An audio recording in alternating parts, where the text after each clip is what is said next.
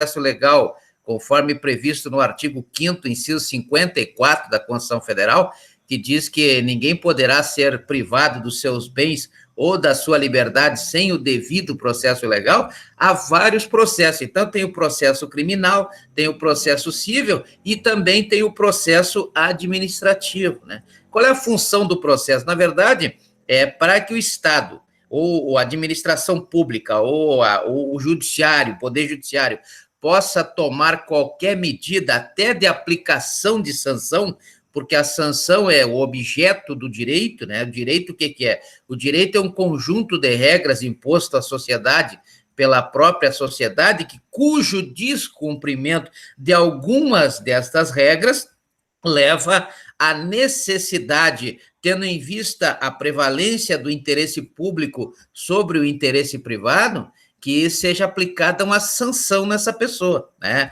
Diferentemente do que acontece com a regra moral, com a regra ética, né? Que não há uma aplicação de uma sanção prevista, assim, uma sanção social, né? Uma pessoa que comete uma infração à regra moral, ela vai sofrer a sanção da própria sociedade, ou seja, vai ser olhada de forma atravessada, como era antigamente, já que nós estamos falando, da mulher que separava do marido, né? Que pedia o desquite, por exemplo, a mulher passava a ser até mal vista na sociedade.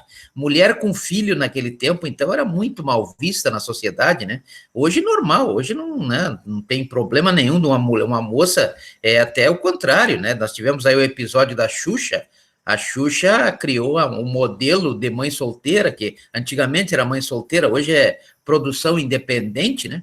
E trouxe essa ideia de que é normal, então, e é normal uma moça ter uma relação, de repente tem um filho, não dá certo com o cara, não é por causa do filho que vai ficar preso aí a vida inteira, né? Então, essa concepção nova é muito mais ética, muito mais uma regra moral, ou seja, um conjunto de regras que está surgindo espontaneamente no meio da sociedade, do que uma regra imposta à sociedade como é o direito, né? Então, aí não há tanta observação ao direito assim. Mas o direito, na verdade, ele impõe regras. E quando essas regras são o contrário do que acontece na regra moral, que a sanção ela é social, na regra do direito, não. A sanção ela existe prevista na lei. Então, se a pessoa comete um dano, ela vai cometer uma infração cível, né? E aí será apurada esse dano será, na verdade, mencionado, né? Ou dimensionado nos termos do que prescreve o artigo 186,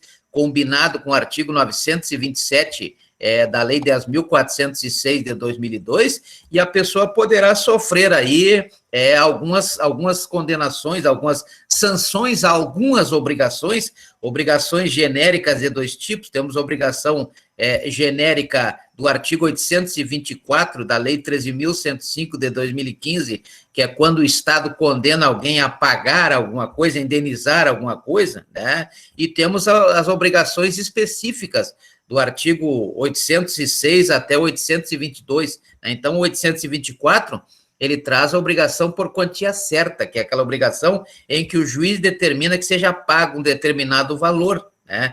E do artigo 806 até o artigo 822, obrigação de fazer, obrigação de não fazer, obrigação de entregar alguma coisa, isso é uma obrigação chamada de obrigação específica, que está previsto lá na Lei 13.105 de 2015.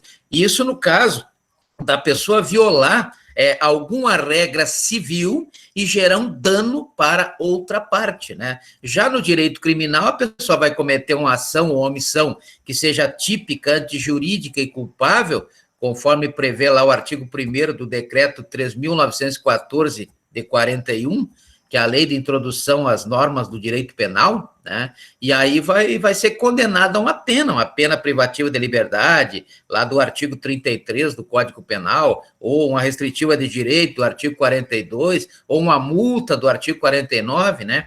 E se for inimputável, aí tem dois tipos de inimputáveis, né?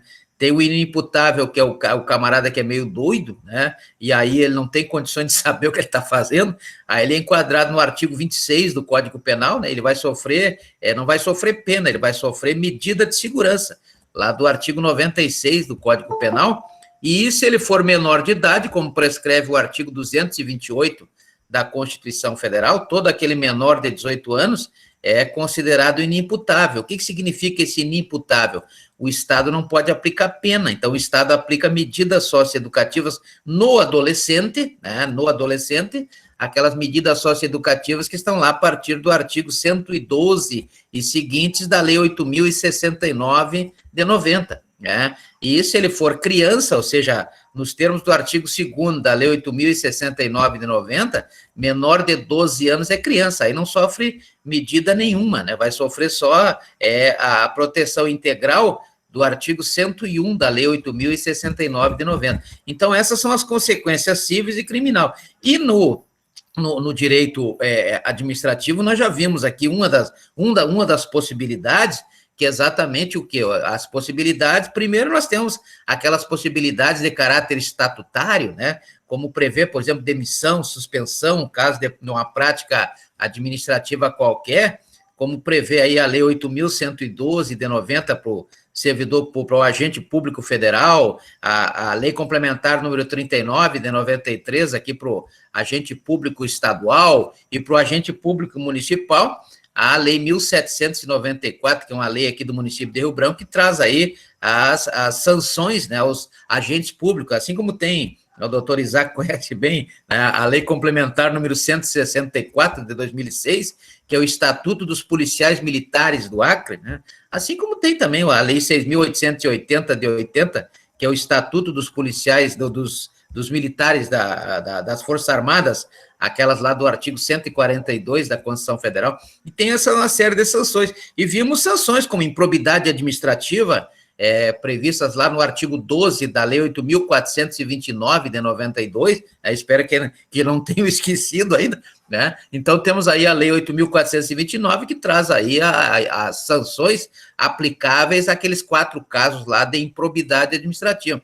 E ainda tem o caso do crime também, que da Lei 13.869, de 19, que é o crime de abuso de autoridade. Importante essa ideia. O processo significa o quê? O processo é o estudo, é como se fosse um estudo que as administrações administrativas, as administrações públicas, no caso do administrativo, ou o Poder Judiciário, no caso do civil ou do criminal, vai realizar para ver até onde vai, né? Como é que vai ser esse dano, como é que vai ser esse crime, como é que se caracteriza essa sanção administrativa, para que ao final possa aplicar aquilo que está prescrito lá no artigo 5º, inciso 54 da Constituição Federal, que diz que é o princípio do duplo grau. Aliás, o princípio é do devido processo legal administrativo, o devido processo legal civil, o devido processo legal criminal, cada um tendo aí as suas peculiaridades.